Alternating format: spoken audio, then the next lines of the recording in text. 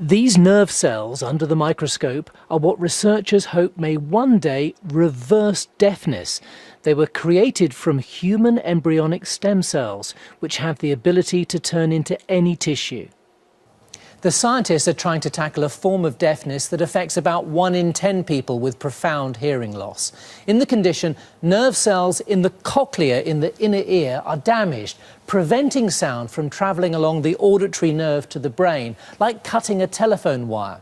In the lab, researchers grew stem cells derived from donated human embryos smaller than a pinhead and grew them into healthy replacement nerve cells. They injected these into 18 deaf gerbils, considered a good animal model for human hearing. And tests showed that on average, about 45% of their hearing was restored.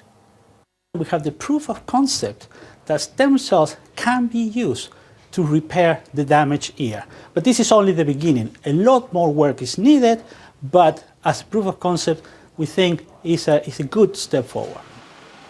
Dosei Ugo could hear perfectly as a child until she contracted typhoid. The treatment left her profoundly deaf. She works for the charity which helped fund the research and says she'd volunteer for any patient trials. I would definitely seize the opportunity to hear again.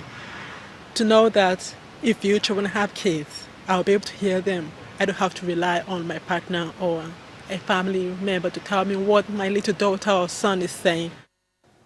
But many questions remain, such as, does the hearing improvement last? The gerbils were followed up for just 10 weeks. And is it safe? The research in the journal Nature is encouraging, but these uncertainties mean patient trials using these cells are still several years away. Fergus Walsh, BBC News.